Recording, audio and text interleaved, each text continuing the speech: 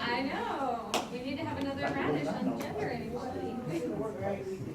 So, just as a heads up, as Rachel's taking questions, she might pause and request our next question. We'll wait till we hear from a woman who has a question or a couple women who have questions. So, heads up about that. Okay, I'm ready to do that. And if anybody has it written down, let's just bring them up to Bring it up. All right, so who would like to go first? Who's got a burning question? A woman first. Okay. Well, geez, I don't know, Thomas. No, Thomas first. Thank you very much. I enjoyed the presentation. It's just one, as I told Rachel when I first came in, so I did go via the one, okay? The question that I have was that, and this is a personal, I don't mind sharing with everybody, is that I live here in Wyandotte County, been here off and on for the past over 50 years, okay? And I have a house which is very valuable to me because this is where I live. And I recently got an appraisal on the house, and the house was appraised at $10,000. This is my house. This is where I live at, you know? But my insurance premium is based on $241,000. So they're telling me basically it's like if my house burned to the ground, that they're gonna give me $241,000 plus half of that again into the contents, which is over $360,000. And I said, yes, that'd be real good. I can spend it after I get out of jail. Because I'm sure that if my house burned to the ground, they're gonna say, hey, that motivation was someplace else. How can we avoid that type of inequality? Wow. So strange. Yeah. So, I think that, I don't have an easy answer to that question. But I do think that it raises a really important point, or an important question, which is, how is it that certain homes get valued in a certain way? And what's the real life impact of homes being valued by different entities in different ways? In Wyandotte County, it's known for having high property taxes in the metro area. And so sometimes you see ways that, you wonder, the local government, because they gain revenue from property taxes, they have an incentive in certain neighborhoods at least to value properties slightly higher. So then why in other areas would they value them lower?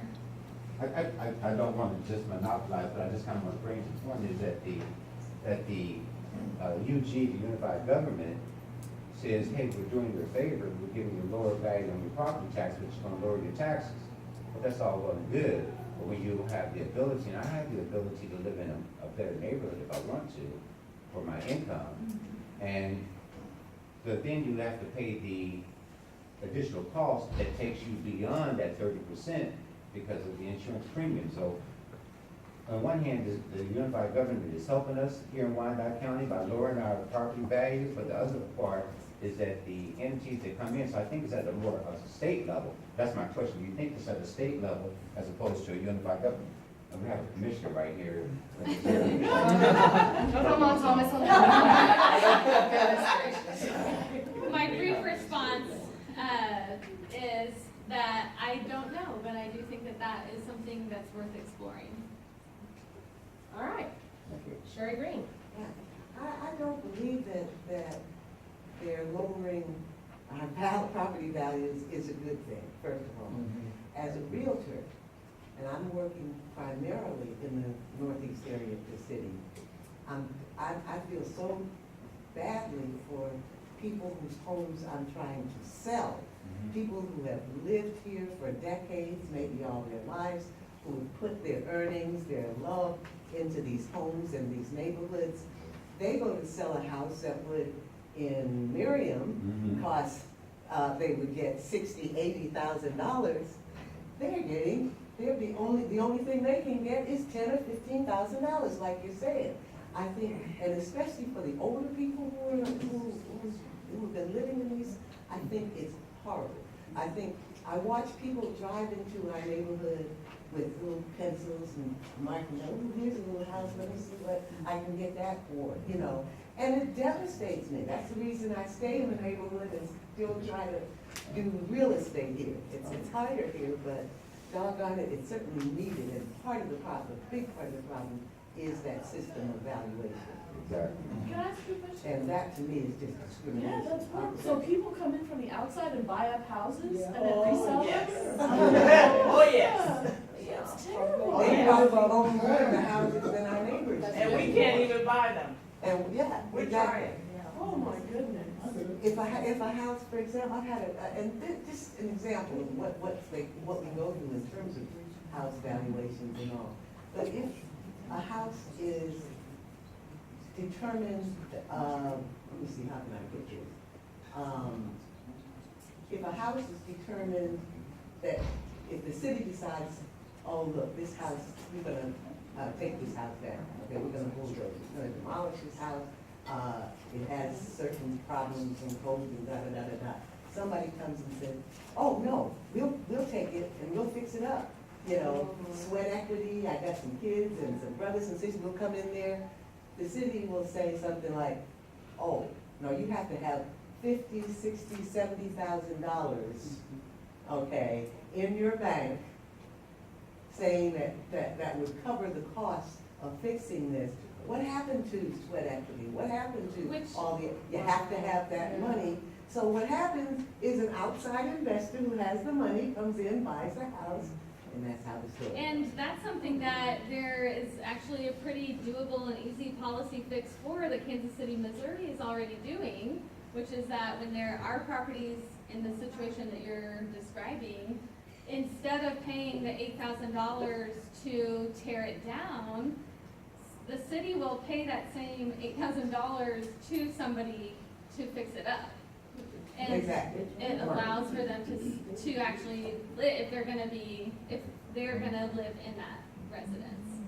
Is that I got- good now? Yeah. I thought that's what the lady said a couple of weeks ago. That what now, George? At Wyandotte, you know, our wonderful community, which I've lived in 42 years, that they will do that. And I thought maybe this morning some, you know, who was it? Mrs. Townsend was saying that? Commissioner Townsend? Yeah, Commissioner Townsend. I think don't know. I've heard of Kansas City, Missouri doing that. It might be happening, but I haven't heard of it. From what I've heard, that they want to do that. Commissioner Johnson, do you know anything about? No, I don't know anything about paying I'm somebody. saying keep putting you on the spot. Yeah, that's what happens. At least he's here. We can buy a house for $1. Right, now that's happening over That's there. in Kansas. That's in Kansas, right? Missouri. What KCMO. you said. KCMO. It's on the Missouri side. Okay, I didn't go there, I was here at the meeting. Not yet. Rachel was there. What meeting was that? Last time we went. At to- Livable Neighborhoods? Is that where it was, or was? I don't know. Anyway, Bob was supposed to be here today, he got the. We'll talk later, George. Yeah, Let's, okay, so I'm just saying, I believe we have hope, we could, or might, or somebody. Absolutely. If we could communicate, so let's. Absolutely, you're right. If that's something that's happening, then we definitely need to get that information out there so that, you know, these types of situations can be rectified. I thought I saw, no? Thanks. So to go off both your questions, like, what I've seen what you've done, like, for instance, in New Orleans, is actually change that because of some, you know, how can I say this? People that aren't from the neighborhood, even culturally coming in, buying those houses. I did that myself back in the earlier, it's all business, right? It's all business. And then you would have that were primarily underserved, black neighborhoods, and Caucasians made a little bit more money. The younger kids, regentrification, they call it? Thank you. Right, so that's an issue. But going back to what I think can be done here, about that $8,500 that's being done in Kansas City, Missouri, my question is this. They're giving $8,500 for tax purposes for people to come in and buy these houses for $1. There's 117 homes that are listed on that list. Is there something like that we could do here for individuals? And to tie in part B of this question is, how can we take that same situation for our homeless population, those that aren't on that list of that 30% and 50% of income, and get them into situations to where, you know, there's some type of balance of that $8,500 taxes, where there's incentive to bring that house up to code, also incentive for the ownership of that home. Is there any thoughts like that going on? Can I clarify that real quick? Are you talking about as a tax rebate? It's a tax, the 8,500 is a tax rebate. Okay, So they it's do not- have a tax rebate program on this side of 635 as well. So anything east of 635, Uh-huh. if you build new or if you do substantial add-on to the outside of your house, you can get a tax rebate as well. I think it's the NSP, right? It's in NRA. And, oh yeah, that's right, Neighborhood Revitalization Act. So is that by doing a house that someone already owns, like the old 2013K loan? It's if you or- build a new home, or if you buy an existing home and do like some type of substantial upgrade improvement to it. But I don't know if it's for, like, maybe, it may work for like a home that's been declared unfit. Then again, you fall into that issue of, do you have all that financing to do that? If you do have all that financing to do that, then you can probably get the tax rebate. Right, we had the 203K loan back in the day, that we got rid of in '08, I think, where it was a rehab. So you can have those homes and get an estimate of what the house is, say for instance, it's a dollar house. And you come in and someone would come in and say, well, it's gonna cost $25,000 to rehab this, and that'd be part of the loan, which really helped back then, but I'm not sure they have anything. Yeah. Right. Yeah. And there are other ways to do it, it's just that, I don't know if it's just our government or our state or capitalism or something All three. that keeps this process going, you know, to the disadvantage of those in poor communities. Well, and I love A, that Rachel, and I don't know your Sure. name, jumped in, because I don't want to stand up here, obviously it's a Q&A session, that's fine, but, I'm not the authority on this, we are, Right. and, you know, Right. and so there, hopefully they answer your question probably better than I could. And also, just to say, you know, whatever the unique situations are in our community, you know, let's troubleshoot. Let's Right. brainstorm, let's figure out what we can do or what could be done differently. My question is posed as a thought, Yes, not as exactly. a solution. Right, Yeah. absolutely. That doesn't happen overnight. Yeah. Right. All right, I think we've got time for maybe one or two more questions. Wanda? Oh, Then go. thank you. I just wanted to add on a little bit more on the assessment of homes. The Fed has a compound effect. So when we talk about property values, for example, our city has, as do other entitlement communities, have the opportunity for emergency grants. And so say I need a roof on my home, but I happen to live in a census tract or in an area where the property values are not very high. So the city comes out and says, I have to have my taxes paid, and I have to do something else, maybe be the only person on the deed or be on the deed or whatever. But then also the cost of the repairs have to outweigh the cost of the property value. So, and there's a formula that's used.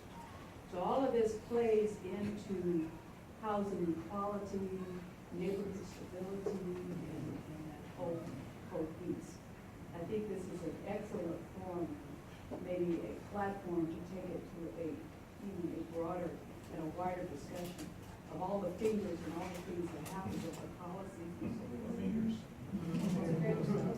Yeah, one thing I wanted to throw in that I didn't get a chance to say earlier, and it kind of goes back to your comment as well, Jay, is that, you know, when you think about market exchanges, right, that you need to have money to be able to buy something, we think a lot of times like money is like this, you know, lubricant of like exchange, right? So we have money because it's so functional, because it helps us to be able to just not have to use the barter system all the time. But actually the role that money plays in our society often is the opposite. It prevents the exchange of things that would make perfect sense. So say have a hungry person in a room and a plate full of food. But if you are selling that plate full of food and the person doesn't have money, like, of course, a plate full of food and a hungry person go together. But if you're functioning in the market, then it's like, it's a block. What type of sweat equity or some other type of bartering could that person provide instead Right. of cash? What could they put in to get that plate of food? And you see that same barrier waste, knowing that we have empty houses and we have homeless people. I mean, we have a need for more homes to be built in general anyways, because the population is increasing. But in the meantime, it's okay for us to say, this doesn't have to be a market exchange. It's okay for somebody to need a home, and for us as a society to help them to have a home, so. I'm sorry, can I say one more No, that's thing? okay. Oh, get somebody else. You have someone? Okay. Oh, I don't know, this may be me speaking from like a poet's heart, but I feel like if these people who make these laws about the policies and all these little things, if they would have hearts and realize that they're working with people and not just money values, that things would change, because I understand with, money and doing things quickly and effectively and efficiently, you don't really necessarily think about people. But if they were attempting to maybe work harder and think of a way to do it in a way that, yeah, you can still make money, but still accommodate for these people's families, because these are families and generations of people. And I'm pretty sure if someone who was richer came and took their home, they probably would be like, whoa, wait, what happened? And not realizing how many thousands of people they're doing it to. Maybe if you just were empathetic with these people and their problems. It's an abuse problem for sure. Isn't it nice to hear young people like this talking like this, you know? One more thing I'd like to share is, I was in my house and I had my nephew brought a young gentleman by, I think he was 18 or 19 at the time.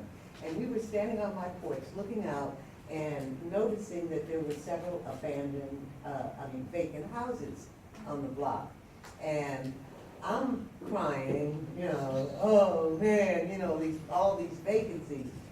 This kid says, wow, all these empty houses for all those people who need houses. And I'm thinking, wow, just the flip of how you're thinking, you know.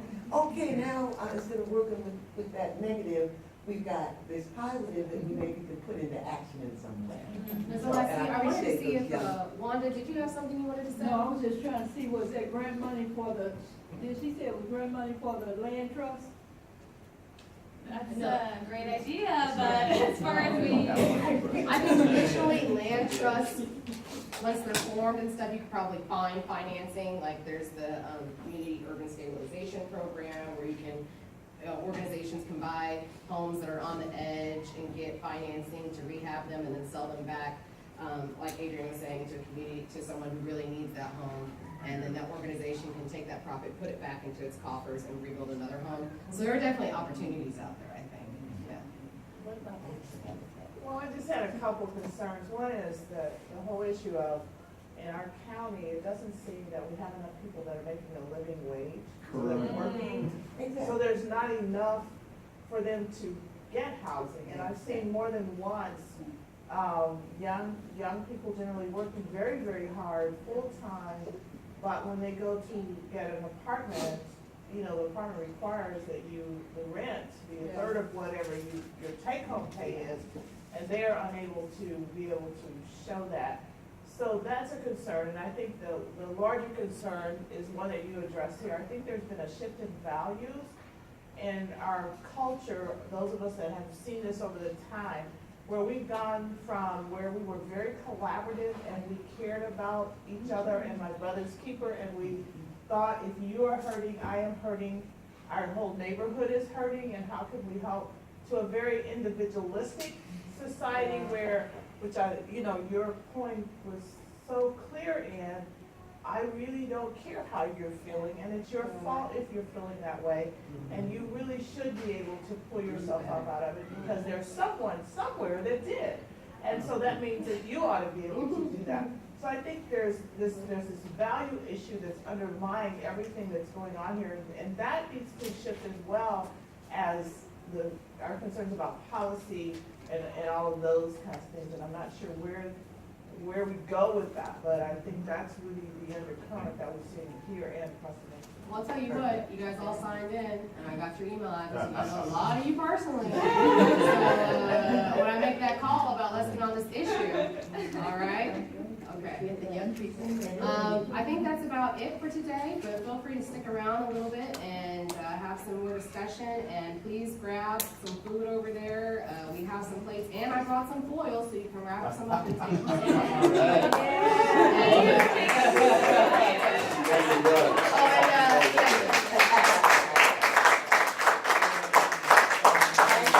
And don't forget to turn in your surveys in the back here. Joshua will be collecting. Also, our next session is gonna be in 2 weeks from today, but it's going to be at a different location.